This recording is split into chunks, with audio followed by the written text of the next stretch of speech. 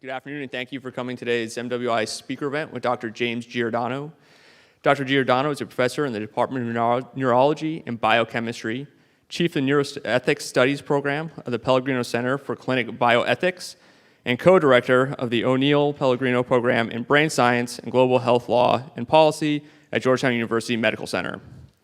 As well, Dr. Giordano currently serves as an appointed member of the United States Department of Health and Human Services Secretary Advisory Council on Human Research Protections. He is a researcher and task leader of the European Union Human Brain Project and has served as an appointed member of the Neuroethics Legal and Social Issues Advisory Panel of the Defense Advanced Research Projects Agency, DARPA, and Senior Advisory Fellow of the Strategic Multi-Layer Assessment Branch of the Joint Staff of the Pentagon. It's quite a bit. In his spare time, he has authored over 260 publications in neuroscience and neuroethics, 7 books, and 13 government white papers on neurotechnology, ethics, and biosecurity, and is an editor-in-chief of the International Journal of Philosophy, Ethics, and Humanities in Medicine. Dr. Giordano, thank you for joining us today. Thank you very much. No. Don't applaud now, wait till the end, because the performance pressure is much too severe if you do that. And my thought is you're probably not going to applaud at the end, but what I'm going to hear is the slamming shut of your sphincters with fear. That's good, that's been successful. It's a pleasure to be here, it's a real honor to be here. Is Cadet Yoshi in the audience? Hello. No PDAs, but I do want you to come up and say hello. Your mother says hello. Everybody has a mother, I know hers. So what we're here to talk about today is the fact that the brain is and will be the 21st century battlescape in many ways. End of story. We could stop it there and I could let you go back to your respective units and think about that for a while, but I'm here to tell you absolutely, as much as there's a big old Tyrolean nose on this face, that you will encounter some form of neurocognitive science that has been weaponized not only in your military career, but in your personal and professional lives, irrespective of whether those two things coincide or not. So the idea of the brain as the battlescape is very important. And more importantly is this other acronym that's up there, which is WMD squared. Please get used to this because this is going to be part of the idea of irregular warfare and ongoing military innovation in your careers. Weapons of mass destruction and disruption. Disruption and influence will be the key to creating peer capabilities and asymmetrical engagements. Let me say it again. It will be the key to creating peer capability in asymmetrical relations and engagements. If we talk about what brain science is, let me just give you a little bit of brief background on this field that is now called neuroscience. As a titular field, as a named field, neuroscience has only been in existence for 40 years. I know that because I've been a neuroscientist for about 38 of those 40 years. When I first applied to get into a program in neuroscience, there were only 4 neuroscience programs in the continental United States, 4. Right now, at this particular point, there are well over 200 dedicated university and collegiate programs, several programs at the junior college level, several programs at the high school level, and many, many dozens of independent think tanks and philanthropic organizations solely devoted to brain sciences. That's just here in the United States.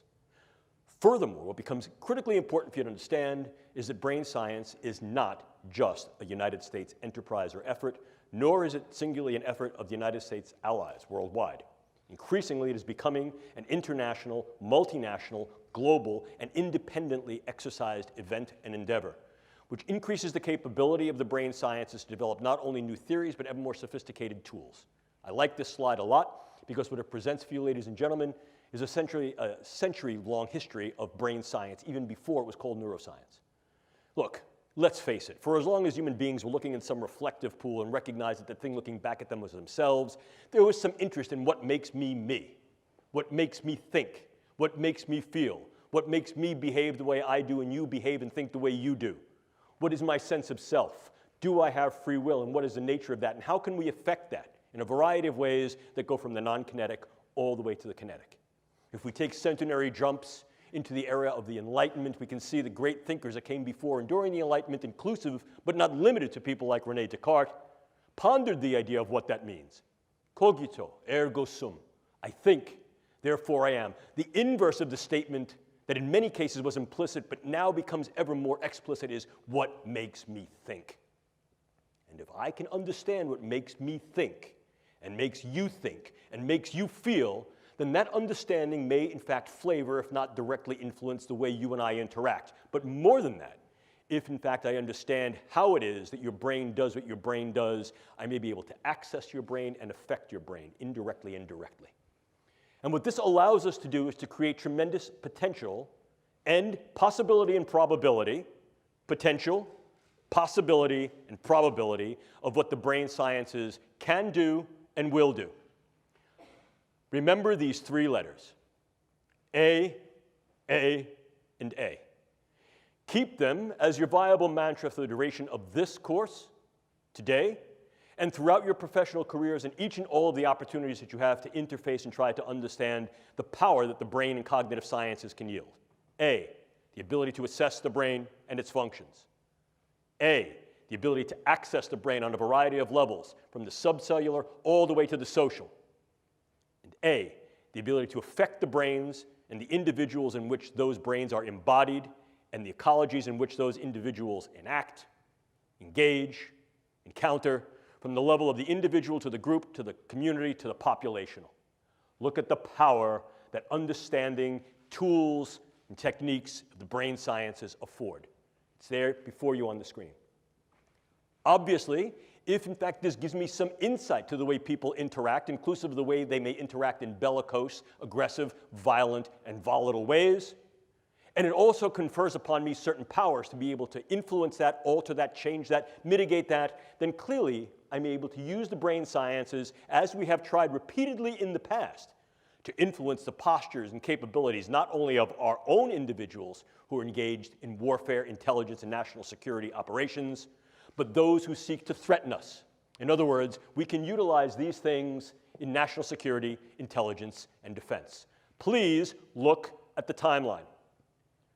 A mere 10 years ago, in 2008, the National Academy of Sciences National Research Council convened a group to create a report dedicated to if and why and how brain sciences might be viable, valid, and of value in national security, intelligence, and defense operations. And in 2008, they did a 5-year retrospective and came to the conclusion that although these things may be valid, their relative viability and value at that particular time rendered them not ready for prime time play. Our group, working with others internationally, inclusive of the Nuffield Council in the UK, proceeded forward from 2008 and did a slightly deeper dive, looking at international capabilities, limitations, and delimitations in the brain sciences, and came to a very, very different set of conclusions. Not only were the brain sciences increasingly being considered, interested, and used for possibilities of national security, intelligence, and defense, but they would continue to be so as more and more countries internationally developed the capabilities and the specialized agendas to be able to look into the brain and affect the brain. So much so that by 2014, the exact same committee reconvened and recognized at that time that the brain sciences indeed were ready and in operational prime time for warfare, intelligence, and national security agenda. In other words, it is valid, valuable, and already in operational play. The brain is the current and future battle space, or at least one that can be leveraged in those ways to be able to create tremendous effect with fairly little investment of engagement.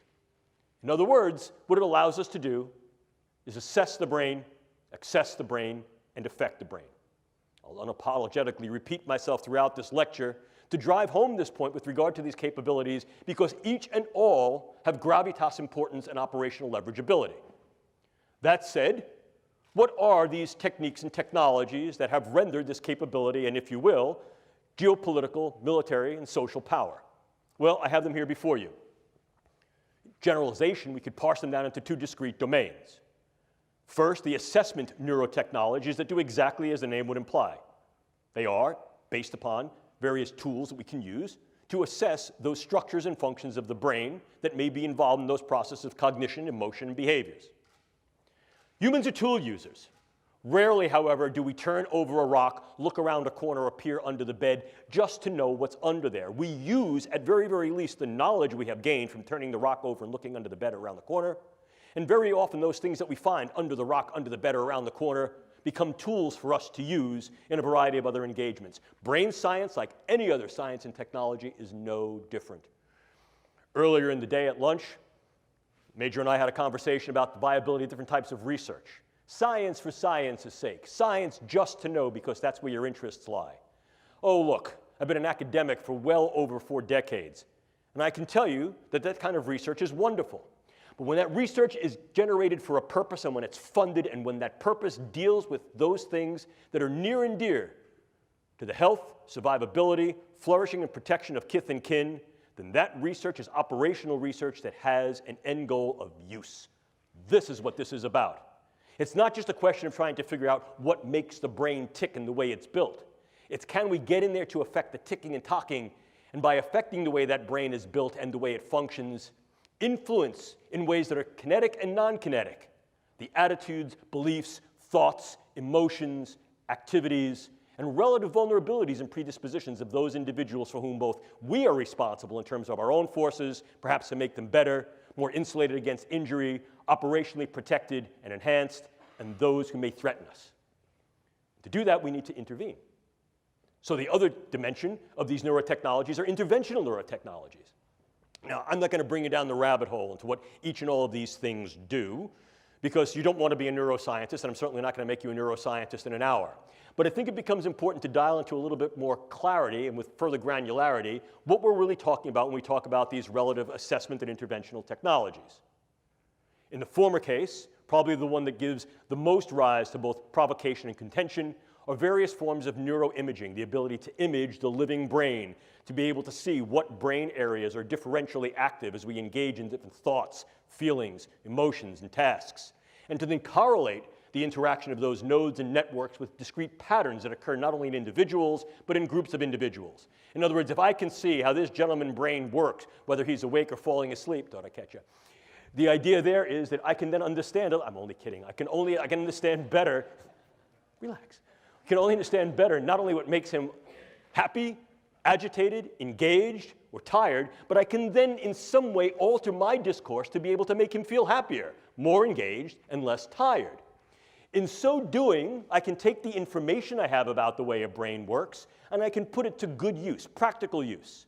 Think about this. If I know what makes you tick as an individual, and I'm then able to generate patterns of how you as an individual relate to, are similar to, or different from other individuals, I may be able to then generate information that allows me to interact with you on ways that are more meaningful to our level of interaction. In other words, the more I know about what makes you tick, the more my interactions can be geared with you to make you tick the way I want you to. The way I want you to. Obviously, it takes some energy to put people into a big magnet and scan their brain. There's a whole bunch of things that are limitations of brain imaging. We recognize that. That's part of the mission. We seek to delimit those particular constraints and through the use of co-registered different forms of neuroimaging make it better. Some of these forms of neuroimaging are fieldable, operationalizable in field missions. Some of them are not. We're seeking to make these things more operationalizable, not only for military medicine to assess individuals who may have incurred brain injury and or the effects of brain injury inclusive of things like PTSD and other forms of neuropsychiatric disorders, but also to understand better how it is that our individuals are able to think through certain situations, how their brains work, and be able to classify those individuals and perhaps specify the way we train them, the way we sustain that training, and the way we maximize their performance. We can use other methods as well. Genetics, biomarkers, and information. And that information is critical. One of the things you must learn is as military personnel, your demographic, biological, social, and psychological information exists in your jacket and is in fact retrievable in real time. That information becomes ever more important as we try to understand the you-ness of you.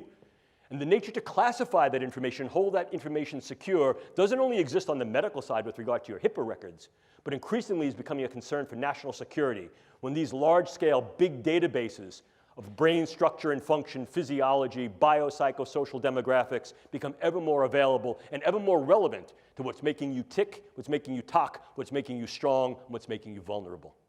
And the fact that other nations, inclusive of China and Russia, are engaging in large-scale neuro-big data initiatives to be able to create large-scale databases that can join not only imaging and physiological, but as well as other forms of phenotypic and genetic data of the entirety of populations renders great power because there's great capability in that information to know where key points of strength and vulnerability may lie, and also to intercede, to inject information in some way be able to affect what appears to be your medical record, your personal record, the evidence that is you.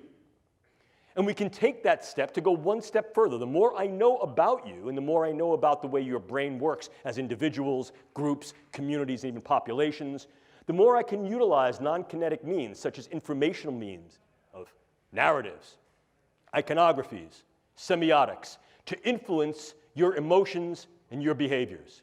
We can do this subliminally through computer images. We can do this more liminally through the types of engagements, interactions that we engage through psychological operations and informational operations. We can train better our human terrain teams to be able to interact with individuals in a variety of cultures, groups, settings, and ecologies to be able to improve their performance so as to be less distancing and more ameliorating. We can go further than that as well. We can also utilize these interventional technologies in those ways that may able to directly affect the brain. Probably the one that you've heard about most recently, most contemporaneously in the literature, is the possibility to use some form of directed energy to affect physiology peripherally and also to affect the physiology and health of the brain. Case in point here, US Embassy personnel in Havana and possibly in China. And of course, there's not a lot that I can tell you about that, although I am one of the researchers on that particular project. But this seems to be wholly indicative and supportive of the fact that this was at least some form of directed energy, whether it was wholly intentional or not, still remains to be definitively decided. However, the pattern of insult and injury to those individuals and the pattern of injury of who was affected strongly suggests that this was an intentional and directed engagement, and that this represents a beta test, a possible probe of a directed energy neuroweapon. And there are a number of countries that have developed initiatives and agenda towards developing just these types of things, the United States included. But you also have a whole host of other things that can go bump and bang in your brain. The more we understand the specificity of the brain on a very granular level, the more we're able to derive and develop particular types of drugs that not only can enhance and optimize the performance of our people, but can also be used to mitigate, militate, and in some cases manifest profound morbid changes in their people. In other words, against a hostile other. Drugs can be exceedingly specific, and as I'll show you in a moment, can be very, very much used to individualize weaponology in terms of what we call precision pathology or precision effect. We can go further. Clearly, one of the things we can also do is transcranial neuromodulation, the idea of going through the skull to modulate the node and network activity of the brain, to optimize the performance of key individuals in certain tasks and performances that are relatively to their missional space. And we can also do that against hostile or perhaps belligerent others. We can go further to implant certain brain-machine interfaces. These are many of the DARPA programs that you may hear of now. Probably the one that is most notorious, in a very good sense, is something called the N3 program, which is the non-invasive neurosurgical neuromodulation program being run by their program manager, Dr. Al Mundi. The idea here is to put minimal-sized electrodes in a network within a brain through only minimal intervention to be able to read and write into the brain function in real time, remotely. The United States is not alone in such efforts.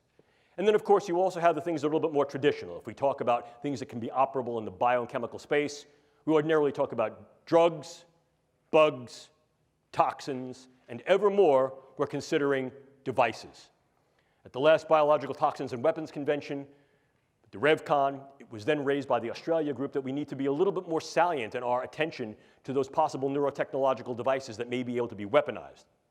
Our group has also argued that the current considerations and extant categories of the Biological Toxins and Weapons Conventions are not detailed enough to be able to appreciate or keep pace with the advances in this form of science that can be weaponized that poses a risk and threat on the battle space. So, how then can we use these elements as weapons, means of contending against others? Formal definition of a weapon, right out of the Oxford Old English Dictionary. Means of contending against others. And we can do that in a number of ways. We can militate their behaviors and their thoughts in some ways as to make them more amenable to what we do, the idea of positive weaponology. Or we can, in fact, mitigate and in some cases completely nullify their capability, will, or engagement to fight. If we combine those two definitions into one, what we find is those agents that will either change individuals' thoughts, vulnerabilities, volatility to violence and aggression, or incur morbidity, dysfunction, and or mortality in such a way as to then mitigate the engagement altogether. You still with me? That said, we can break down any form of weaponology into two discrete categories: soft weapons and hard weapons. In the former categorization, soft weapons include but are not limited to such things like economic leveraging to create economics, market values, market presence, presence at international bargaining tables to develop international power and leverage as a soft weapon. Clearly, the more we're able to make an impact in a field, in a dimension, by virtue of research, medicine, technology, infiltration into a variety of areas of the public space, the more we're able to yield economic strong-arming, economic leveraging. I think an important consideration that I'll reiterate later in this particular lecture is that there are countries outside the United States and or the West that are increasing their capabilities by intent in the brain sciences so as to be able to gain this type of economic leveraging in international global markets, in medicine, science technology, and the military. Most notably among them is China. We'll talk more about that momentarily. But we can also utilize weapons in more of a soft approach, as I mentioned earlier. The more I know about what makes you tick, the more I might be able to do things like weaponize the approach that I then take towards you in my interactions and engagements with you. Here we can utilize the brain sciences for psychological operations. Most notably, one of the DARPA programs run by the program manager Bill Casebeer, Dr. Bill Casebeer, who subsequently went on to be a program manager at Lockheed Martin and run their brain-machine interfacing programs. Bill Casebeer's program was called Narrative Networks. And one component of the Narrative Networks project was something called neural narratives. If we understand how it is that brains and individuals, groups, and populations respond to certain forms of imaging, memes, iconographies, engagements, the more we may be able to tailor those things through our psychological operations, propaganda, meso, to be able to engage these individuals in more positive ways or in ways that are more influential, to be able to direct their behaviors, their predispositions, and perhaps their engagements with us on a variety of levels from the individual all the way up to the political. But then, of course, we move into the more harder forms of weapons, things such as bullets and bombs. And here, once again, let me reiterate what we're talking about on the neuro side are drugs, bugs, toxins, and devices. But of course, if we spill over the idea of soft weaponology into a hard weaponization, we also see the use of biodata as a viable weapon. Manipulating biodata so that I can then put into your particular medical records subtle information that may change the disposition of whether you're sick or not, change how you're treated, influence the postures that go to you in terms of insurance, care, viability for military service. By altering that information, by changing those data, by purloining those data, I essentially change the you of you. And I can do that in very subtle and insidious ways. Furthermore, I can do that on a variety of different levels that can affect key individuals so that, in fact, your medical record changes to thereby render you incapable or at least invalid to be able to serve in a way you're serving. Or I can do that on a much larger scale, groups, populations. And if I change those data, I change the way you're being regarded and treated. And I can do that in one of two ways. I can do it in such a way that you're going to be regarded in a negative sense, or I can do that in such a way that I'm going to treat you incorrectly. If I say, for example, you have a particular allergy, or you have particular sensitivities, or you have a particular disorder, you will be treated for that, and that could then harm your health and your stability in both a short wars approach as well as a long wars approach. But if we take a look at this in a little more detail, you can see that once again it falls back to the idea of what can we do to ours and what can be done to others. Clearly, one dimension, one domain of operational viability and value is to enhance the capabilities of the combat and intelligence operator across a range of scalabilities in both general purpose and more select forces. And this is the idea of neuro-enablement. Neuro-enablement. You will hear this referred to in a variety of different ways. Performance optimization, enhancement, enablement, maximization. These terms mean something. A number of years ago, our group was tasked from the Air Force to develop a lexicon, a nomenclature, that would be able to define these in more precise ways. I'll not bore you with that now. But the idea of enablement gives forth, I think, a particular meaning that's relevant. You're enabling individuals to do some aspects of a performance of a task that is germane and justified to their operational mission and that is, in fact, done with regard to protection of their charges. So in other words, we're saying, we're going to make you good to go, and we've decided that this is good. The reason this can become problematic, of course, is that what definition of good are we using? What we define, whoever the proverbial we may be, to be good, might be quite different than what they, whoever the proverbial they is. And as a consequence, we have to keep a much broader window of opportunity and possibility open to be aware for the potential benefits, burdens, and risks that this type of engagement may pose. What types of things can we do to make our people better, if you will? Well, certainly we can use a variety of advanced psychopharmacologics and neuropharmacologics, in other words, drugs. And I refer you to a wonderful book written by a colleague of mine, Professor Jonathan Moreno, called Mind Wars. First edition came out in 2006, second edition came out in 2012. And Professor Moreno does a very good job in defining and explaining the history and historicity of the way the brain and cognitive sciences had been used in national security, intelligence, and defense operations, both by the United States and more globally. And what we see is that this is certainly not a new event. We can look back into antiquity and see that there have been attempts to try to maximize the performance, capability, sustainability, and protection of those individuals who are operational warfighters, literally from ancient Rome and Greece all the way to the 20th and now 21st century. It's the tools and techniques based upon the understanding and depth that we have that increases the granularity and specificity of effect and increases sophistication and gravitas of outcome. The more we know about the brain, the more we can develop ever more selective agents to affect the structures and functions of the brain in cognition, emotion, and actions, and the more we can do so in a way that's more like sharpshooting rather than buckshotting. But irrespectively, drugs can be somewhat dirty. What I mean by that is they can have a host of adverse effects, some of them side effects, some of them direct effects. And very often what we'll find is that unless we're able to deliver the drugs directly to a particular site in the brain or elsewhere in the nervous system, they can have heterogeneity of effects throughout the body. And that can lead us to some undesirable outcomes. But we don't need to be limited to drugs. No, no, no. We can also use a variety of computational brain-machine interfaces that are both closed and open loop. And these include things like transcranial magnetic and electrical stimulation, stimulating the vagus nerve transdermally, or if you wanted to get somewhat more invasive but certainly more specific, brain-machine interfaces by virtue of deep brain and superficial brain implants. And I shall tell you that one of the leading projects in developing state-of-the-art brain implants is a DARPA-funded project aimed at the medical side for the treatment of neurological and neuropsychiatric spectrum disorders. And this program is called SubNets, Systems-Based Neurotechnologies for Emerging Therapies. But what you also need to appreciate is that that DARPA program, like any program that is oriented towards engaging brain function to then alter those functions in certain ways, directional ways, can be harnessed for what's called dual use. Medical purposes that are then depurposed to medicine and used for other agenda, inclusive of warfighter enablement and enhancement. Furthermore, we understand that there are a number of nations outside the United States, some of whom are allied, others that are at least competitive, if not combative, that are engaged in these types of programs looking at the capability for transcranial and deep intracranial modulation of brain function to improve the functional performance of military and intelligence operators across a range of viable missional tasks. We are not alone in these pursuits, and I think that's something that needs to be appreciated. But it's not just a question of what we can do to our own, because very often in raising these questions, we tend to, what I call, err on the side of moral probity, and we recognize that there are particular limitations, limits, boundaries, thresholds that cannot and perhaps should not be crossed in terms of what we can do. And if we intend to cross them, we only cross them with consent, and that consent is highly contingent upon the necessity of a continuity of research and clinical care, understanding what happens to the individual once they've been enabled and enhanced, and what may happen when they're no longer enabled and enhanced. In other words, more colloquially, when Superman goes back to being Clark Kent, what happens to Clark becomes the burden and obligation of our responsibility.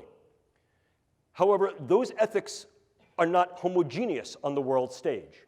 And the idea of pushing the envelope of what can be done to the combat, warfighter, and intelligence operator, and perhaps more broadly to those individuals who may oppose particular regimes and or may be military fighters against your own regime, is very often bounded by, and in some cases deconstricted by philosophies, cultures, and ethics of those individuals who may be competitive, if not combative to us. So in other words, this can also be weaponized against others.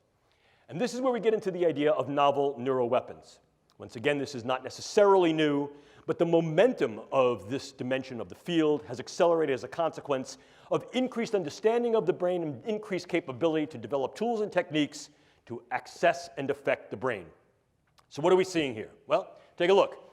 We see in-close neuropharmaceuticals and organic toxins. What's new about this is the in-close nature of this. Increasingly, we're not seeing these things as weapons of mass destruction against gross aspects of the population, although certainly many neuroweapons such as sarin gas and VX and other forms of neurotoxic agents can be leveraged against large groups of people, but that's messy. More specifically, perhaps, might be targeting individuals on a level that allows either direct attribution or covert engagement with non-attribution. Let me give you an example of what I mean.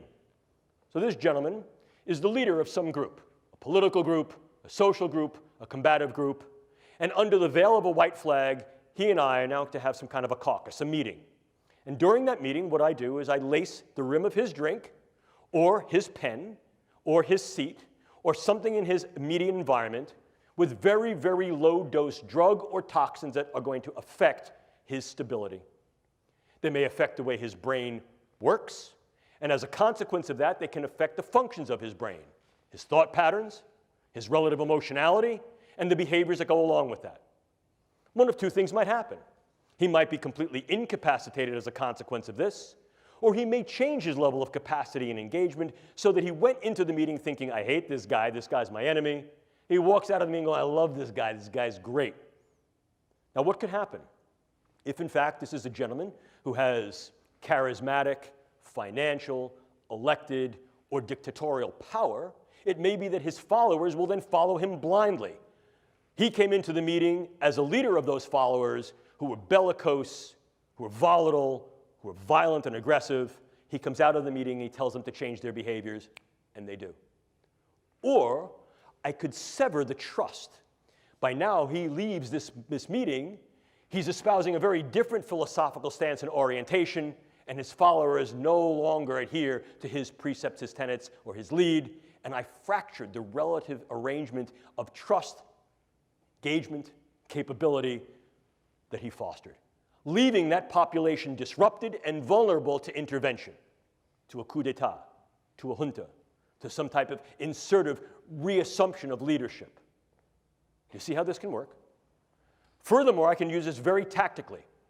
Some of these agents allow me to assemble the agent on site and not have to stockpile it, which allows me to take the components of this agent into and out of a country relatively covertly, target a specific individual, change or eliminate that individual with very little attribution and trace, and be able to leave prior to any attribution. Think Novichok. Or I could assemble very small quantities of this that would then allow a specific intervention, characteristically in a place that would not allow such an intervention. Think of the use of a derivative of Vx in an airport. But I could do more than that. I could also incur much broader type of ripple effects. And one of the ways I could also do that is with what's called high morbidity neuromicrobiologic agents. It's a real fancy way of saying neurobugs. But high morbidity neurobugs. I may not want to kill a lot of people. In fact, arguably, I may assume what is sometimes referred to as the Sailor-Malin mantra. For those of you who may be fans or students of military history, you may remember that Sailor-Malin, Wing Commander Sailor-Malin, was a South African who flew with the Royal Air Force during the Second World War. And he became well known during the Battle of Britain for shooting up German airplanes but letting them limp home, particularly bomber aircraft. And they would ask Sailor-Malin, oh, Wing Commander, why didn't you shoot that plane down? And his adage was simple. Better to have that plane return home with wounded crew who are spitting up their lungs, one dead crewman that they had to attend to and therefore divert their missional capability while in flight, than shoot them down. Because the psychological effect will be rippling and devastating. This is sometimes referred to as the Malin effect. What can I do?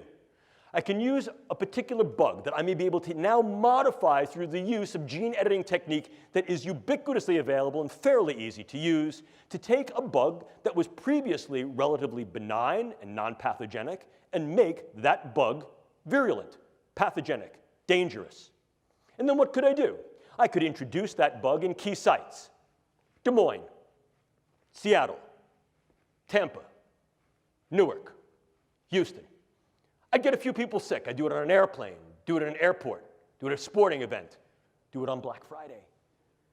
And then what I would do is I would take credit for that, but I'd want to make sure that at least part of the symptomatic constellation was not only neurological, was profoundly psychological. Agitation, debilitation, sweating, stomach problems, sleeplessness, cardiac problems, things that are what we call top-down neurological in their effect, brain to body and body to brain in the bottom-up cascade. Then what I would do is I would get on the internet, and I would put out over the internet, I did it. Oh yes, I'm that dangerous G group that you should all be afraid of. And in fact, this is far more ubiquitous than I let on. These are only the first cases.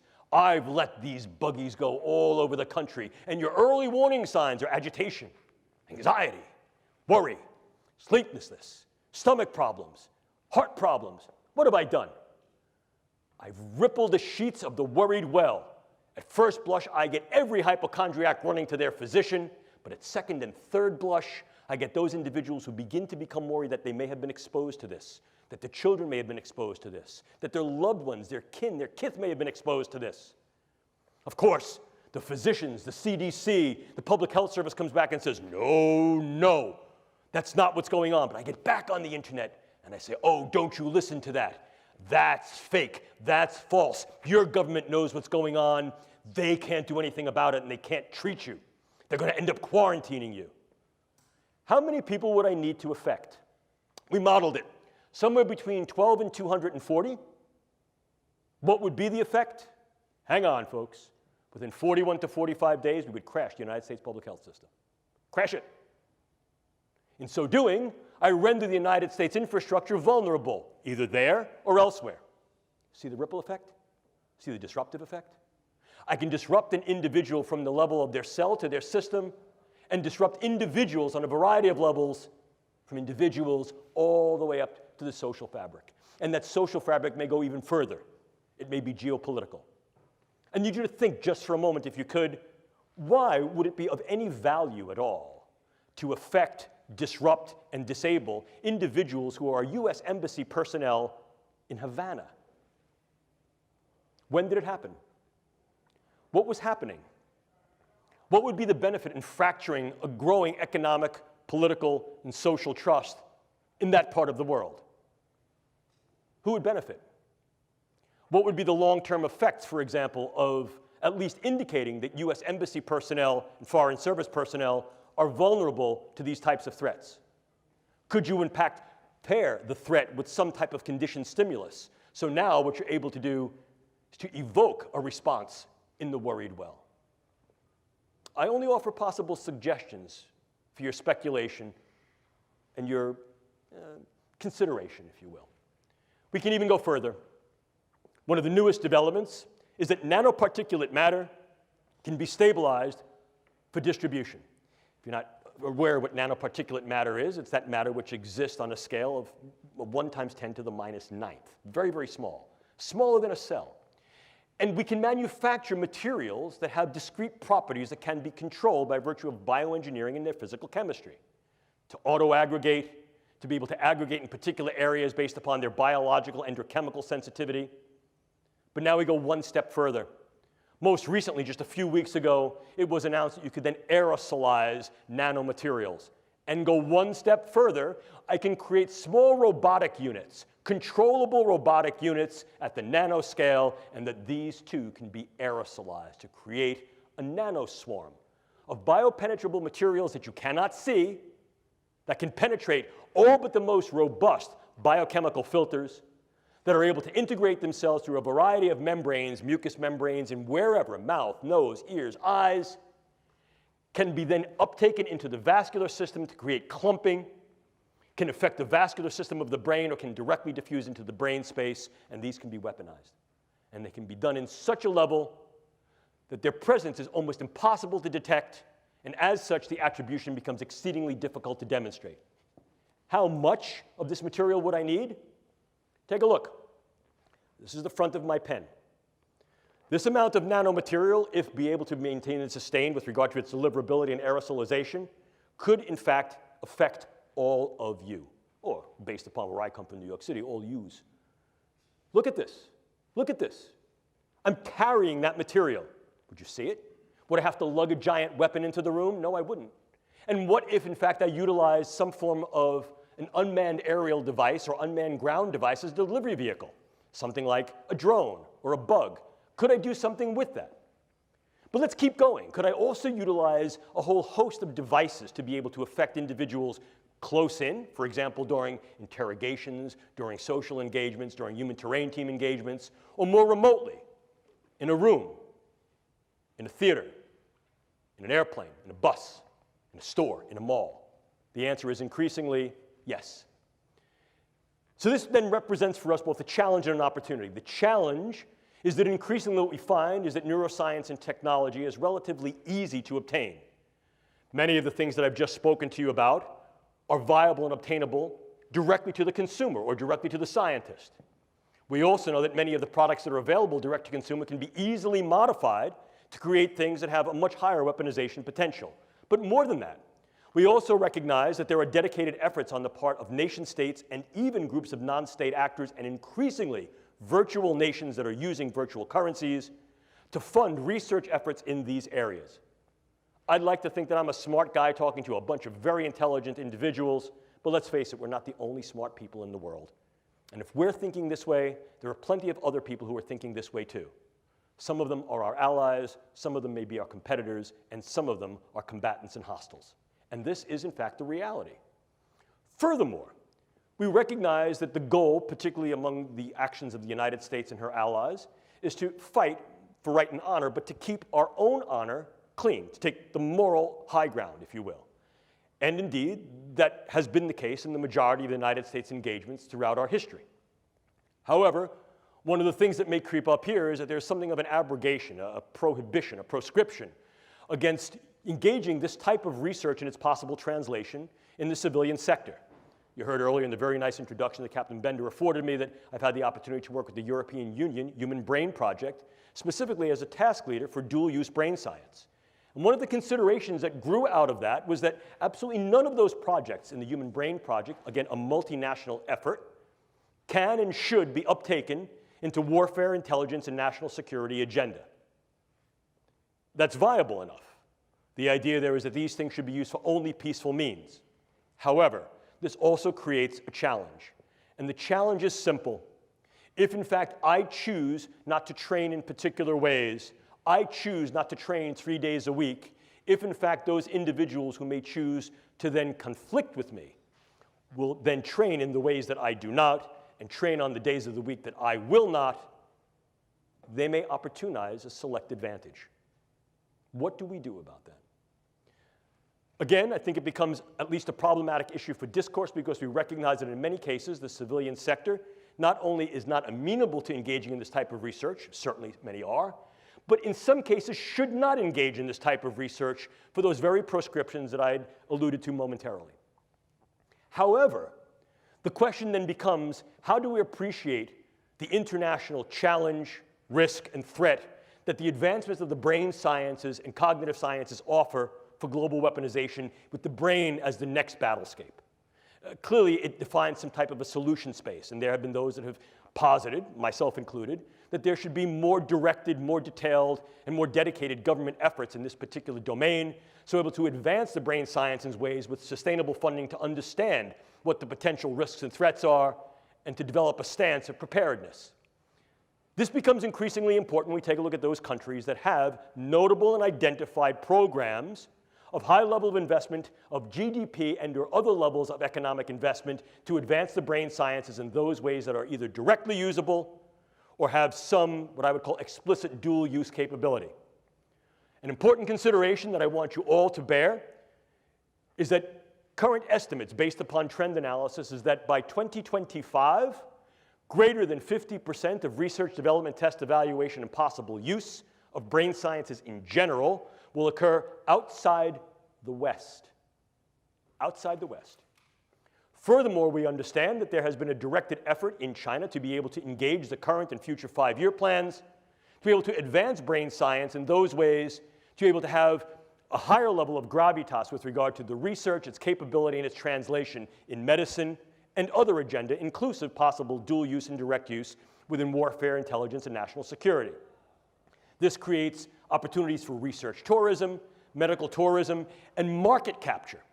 And again, that market capture can be leveraged as economic warfare in terms of being able to destabilize the global market and the global economics that is relevant upon this form of bioscience and technology. But we also recognize that these things are being used for military applications.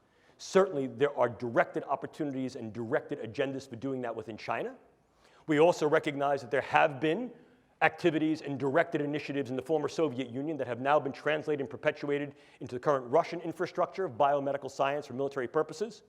And a number of other countries have directed efforts in this space, inclusive of Iran, North Korea, India, Bolivia. Certainly among the US and its allies, we recognize that, the United States, the UK, Canada, Israel, and there are governmental efforts within Europe. We recognize also there are efforts in Japan. But there's another looming threat. The threat is the non-state actor. The threat is the virtual nation. They can establish sovereignty within a sovereignty so as to be able to say that we are immune or inured to your rules and regulations. Essentially, possibly destructive diaspora. And increasingly what we're seeing is the use of Bitcoin currencies and the like allow the finances of these types of things to be sustained in ways that were heretofore economically unimaginable, if not incapable. So as a consequence, what we're recognizing is that the threat parameters, the risk parameters, as well as the challenge and opportunity parameters are growing. We're equally concerned about the do-it-yourself community, not because this community of biohackers represents an inherently malicious or nefarious group, but because of their relative vulnerability to infiltration. And we recognize that to such an extent that at present, the Federal Bureau of Investigation in this country has dedicated ongoing efforts to try to maintain continued communication, interaction, and engagement with this community so as to be able to better surveil their relative vulnerability to purloinment, infiltration, manipulation, and misuse. Clearly, if we're looking at these things as possible destructive weapons, the more characteristic or classic criteria of drugs, bugs, and toxins meet at least some of the extant categorizations of the biological toxins, weapons, and chemical conventions. However, as disruptive agents, as those agents that may be assembled, developed anew, that do not meet these criteria, you can then get skirting of these extant treaties and these extant signatory documents, and as a consequence can develop these means, these methods, tools, and technologies essentially below the radar. Moreover, as disruptive elements, they need not be mass-produced or stockpiled, but rather their ingenuity is that they're able to be assembled in situ in relatively low quantities and used with specific effects against individuals and small groups to be able to incur disruptive effects, not only within that organism or that group of organisms, but beyond the organismic level, to the systems level, to the social level, to the geopolitical level. There's great power that can be leveraged there. Clearly, what we can do is provocative. Therefore, what we should do remains at issue. Ladies and gentlemen, I do not have answers for you, but I will pose several questions and possibilities. One of the things we have to understand is that this represents, if you will, a bioscientific speedway. Consider the true speedway. Lots of entries. I've already shown you the entries. Very fast pace. The speed of translation from concept to construct in the brain sciences is about 60 calendar months, and increasingly that's being compressed. So the developments in the brain sciences that reach a tech readiness level can be achieved within 48 calendar months. It's very fast. Certainly we know not only there are many entries, it's very fast, but the prizes are tremendous. Economic prizes, prizes of notoriety on the biomedical front, prizes of power, capability, and weaponization on the WINS front. Weaponization, intelligence, national security front. We also recognize that there are risks and possible harms, not only to those who are on the track, but to those who surround it. So the idea is, if in fact we're going to move into this space, how can we move into the space with some prudence? How do we move into the space pragmatically? And how do we move into the space in such a way that is prepared? Our group was tasked with developing these protocols and paradigms, and we refer to them as the operational neurotechnology risk assessment and mitigation paradigm. The on-ramp to the neurobiotechnological speedway, if you will. I won't bore you by reading the slide, but I do want you to pay particular attention to the lower box. That's Zig Brzezinski. In 1970, he was prescient, had foresight, and said in 1970, in the coming decades, we will see an increasing viability and value of being able to affect the neurocognitive space. There was something of the sort of crystal ball in that statement. We are there, and increasingly will be ever deepeningly there based upon not only our own initiatives, but those initiatives of groups around the country. This is a space that we need to at least be prepared for. A simple precautionary principle will no longer obtain. Why? Number one, it shouldn't. Number two, it's anachronistic. Just because we recognize that in some cases, the risks may be high and there may be certain benefits, a simple precautionary principle says if the risks or threats outweigh the benefits, don't go. However, we need to also be equally preparative and take a more advanced precautionary principle that says we must examine the potential, the probability, and the possibilities of what those risks and threats are relative to the benefits of a stance of preparedness. And preparedness very often includes engaging the research to understand how these things work and how they can be used. How do we do it? Well, these are some of the contingencies that I offer simply as proposition for you. I ask you to consider them. Number one, what is the technical rightness of any and all form of neuroscience and technology in these types of agenda? What are key situational variables that may be germane to its use or non-use? Is there evaluation or some revision of the various ethical concepts that may be able to guide these uses in practice? And might we need to develop, in some cases, new frameworks, new foundations of ethics that are more applicable, given the fact that the science and technology may be running at a speed to which our ethics and policies may not yet be apace? I'm not going to bore you with these contingencies, but what I want you to do is pretty much go down to the very, very last one. The idea here is can we utilize neuroscience and technology? And if the answer is yes, we can, should we? And if the answer there is we already are, and there are some domains and dimensions by which use should be advocated, for example, non-lethality, least harm, doing less harm than other forms of interventions and engagements that are currently in use, being able to mitigate individuals' capacity or willingness to engage in volatility. In other words, improving the capacity for individuals to gain capability to get along. Well, perhaps there's some value there. If these things are going to be used in a more hard weaponized approach, are they being used in those ways that are less harmful than other extant weapons? And/or what are the postures that we should adopt if, in fact, another nation utilizes this form of weaponology? What represents what I would consider to be comparative or appropriate proportionality?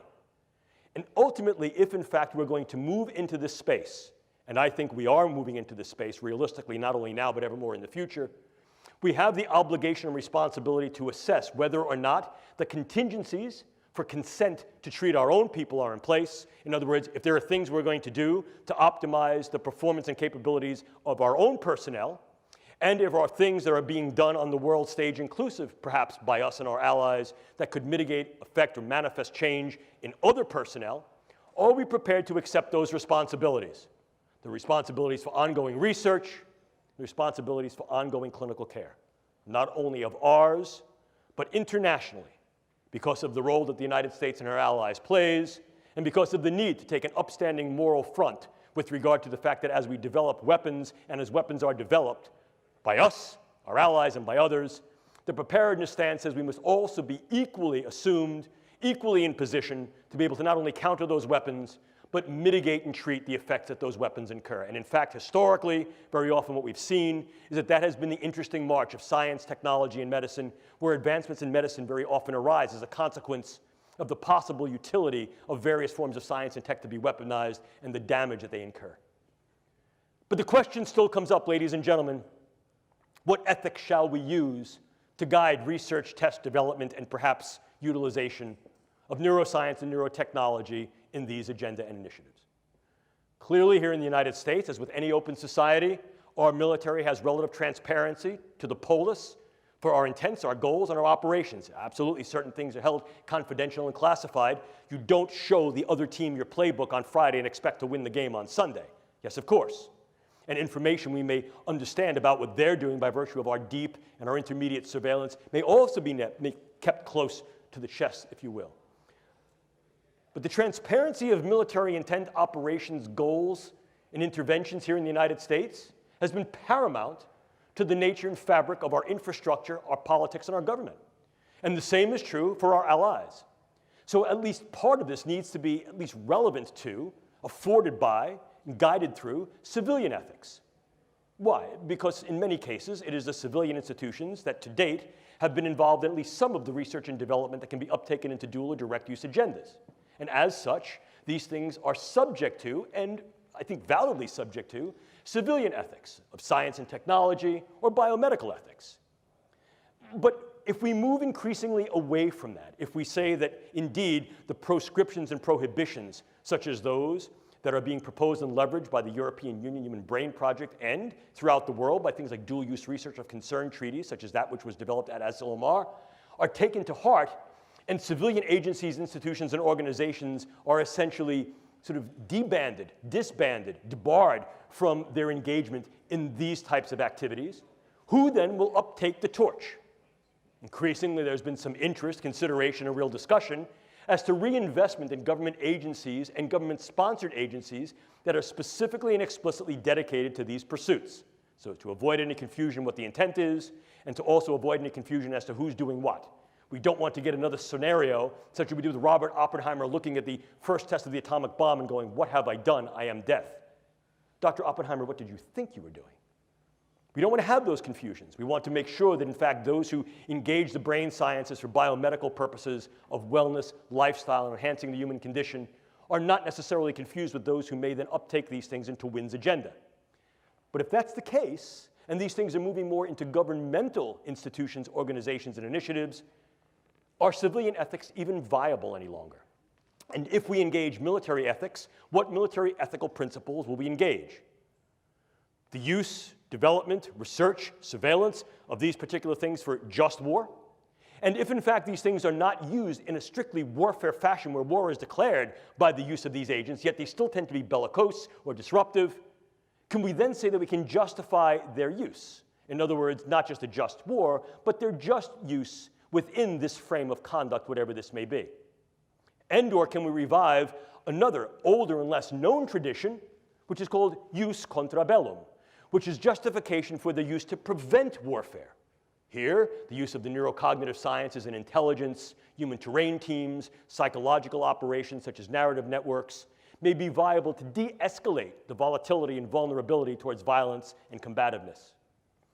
But again, we need to consider to what level we will engage this and whether or not the current ethics that we have in place are viable and valuable to do this, and how these things can then be rendered on the international scale.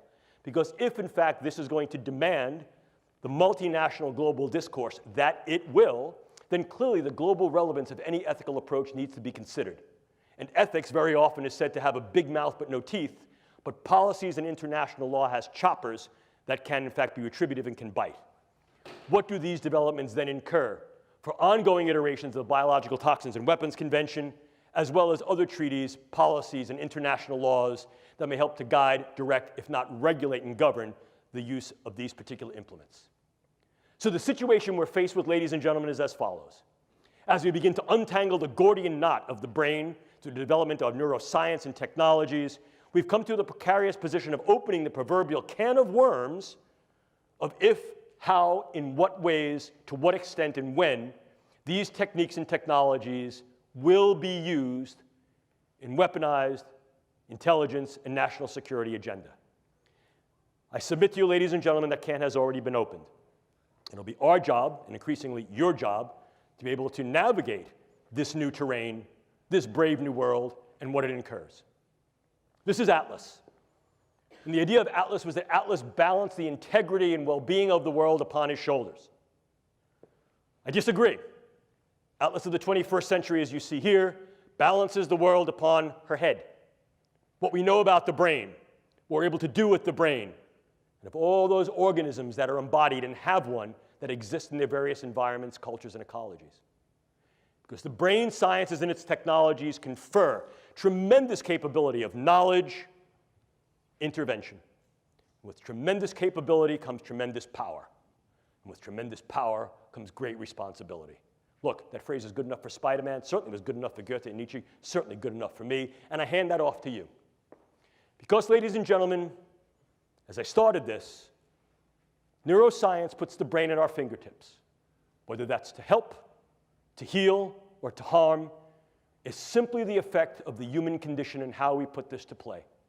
You will, in your professional careers and your personal lives, see the brain sciences ever more infiltrated and integrated, not only into the battle space, but to the bedside, to the boardroom, and beyond. They will be a part of your realistic lives in the way we engage each other, regard each other, treat each other, interact, and perhaps enter into combat. Understanding the brain sciences and their power will become one of your obligate responsibilities, not only as military officers, but as civilians of the 21st century global space. I like to end a lecture like this usually by giving you a little personal story. My dad, former Navy man, was an engineer. And one of the things Dad liked to do was build stuff. He liked to tinker. I still like to tinker. I like to work with tools.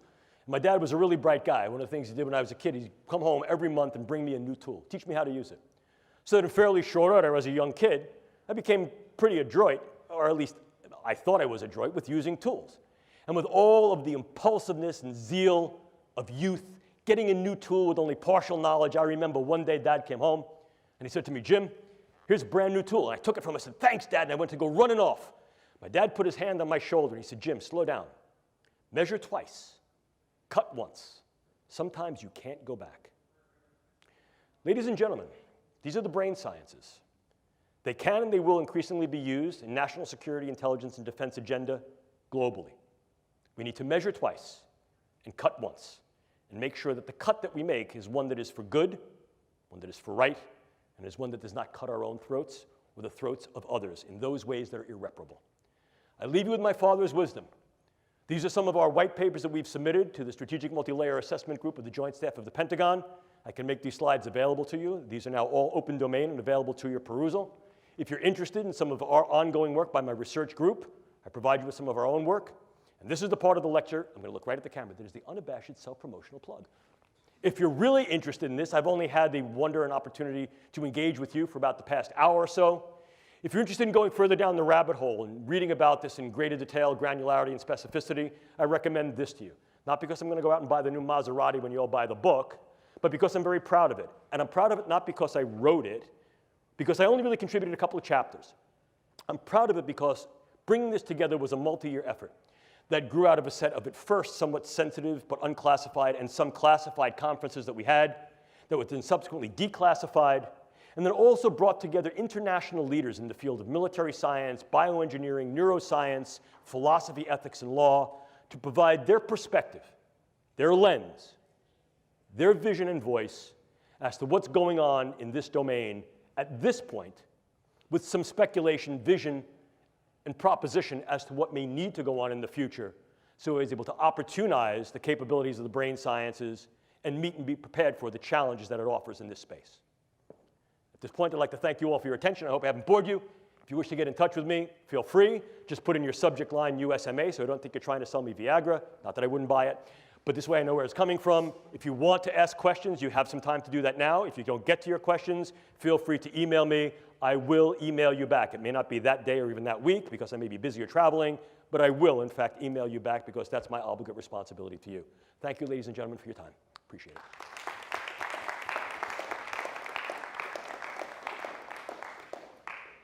If you guys have any questions, we have about 5-10 minutes. Yes, sir. Not really a military question. I'm just curious what you think of Michael Pollan's new book and the role of psychedelics in society. Oh, yeah. Well, so there have been a number of different books. So the new book there is that the idea psychedelic drugs had some bad research, and of course some of that bad research was not only procedurally bad, it was based upon the font of knowledge we had at the time. Having engaged in psychedelic research, well, maybe some. Having engaged in psychedelic research, one of my first projects actually was looking at methylene dioxymethamphetamine ecstasy under United States Navy grant for the possibility of weaponizing ecstasy as a volatile agent, as a viable agent, particularly against submariners. So the understanding that the psychedelics could in fact be used in a variety of different ways, inclusive of weaponization, is not new. We look back to the older projects such as MK Ultra, Mind Control Ultra, which utilized lysergic acid diethylamide and psilocybin to be able to alter the cognitions, emotions, and behaviors of individuals to see if that could be leveraged not only against our own people, but against others, sort of the whole brainwashing, mind-changing effect.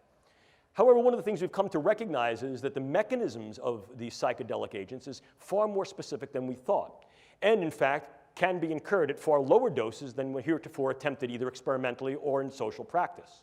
So there's a regenerated interest, a revivified interest in re-examining the mechanisms and effect of these psychedelic compounds, inclusive of lysergic acid diethylamide, psilocybin, dimethyltryptamine, as well as some that are sort of like borderline on what might be considered a psychedelic, such as the affiliative drugs like MDMA, at microdoses or sort of intermediate microdoses, not only to treat individuals who've had particular neuropsychiatric spectrum disorders, and there's a growing body of research that would suggest that even one-time administration of a therapeutic dose of LSD or psilocybin and/or MDMA may have very profound therapeutic effects against certain forms of PTSD, intractable depression, and beyond the military framework, even certain forms of psychosis.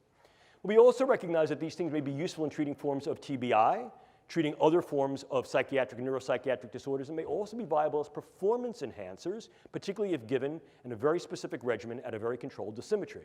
So to think like so many other things, the more we're learning about the brain suggests to us not only what we know, but what we didn't know, some of the errors in our previous ways of experimentation and empiricism, and that allows us to revisit these things under a newer and I think more granular perspective that I think may demonstrate certain benefits, as well as giving rise to concern about certain burdens and risks. So I think that it certainly warrants continued research, and I think that we need to be cautious in how we interpret that research and its translational effect, but I think there's great benefit to be gained there. Did I answer your question? Other questions? Yes, sir. So I had a similar question. So in regards to the neuro-enablement of the warfighter or intel operator, do you think one day the military will change its stance towards legalizing the use of pharmaceuticals or nootropics such as modafinil or Adderall to... Yes. Yes. In fact, I can tell you some ongoing research that's being done now by the Air Force Research Laboratory that's looking not only at the comparative use of what's called nootropic agents, as you said, modafinil and some of the newer ones. They've been around for a while, but they're sort of new with regard to the light of their potential utility. Some of those drugs like as piracetam, pramiracetam, oxiracetam, these have been around for a long time, but now we're understanding their mechanisms a little bit better, and we're recognizing how we may be able to use them in concert with other agents, inclusive of something like caffeine, and or how we can also utilize these agents at lower doses that are much more safer dose, that can also then be co-potentiated through the use of various devices. Here, we're talking about the transcranial devices such as transcranial magnetic stimulation and transcranial electrical stimulation. And if you're interested in some of this work, I refer you to a colleague of mine who's at Air Force. He's a Wright Pat, and his name is Andy McKinley. Just look up some of Dr. McKinley's work in this area. It's stellar. It's leading edge. And the Air Force Office of Scientific Research is funding a number of different projects that are looking at exactly this mechanism. Can we engage certain brain substrates, nodes, and networks through the use of new pharmaceuticals or older pharmaceuticals that are redosed or pharmaceutically delivered in different ways to be able to maximize key aspects of the processes of those neural functions that are operative in key tasks for the intelligence operator or warfighter. And in so doing, can we then take a slightly different stance on our postures towards the viability and value of these drugs under controlled circumstances for the warfighter or intelligence operator? And I think that's the general idea. Okay? Did I answer your question? Cool. Other questions? Going once, going twice. Thank you all.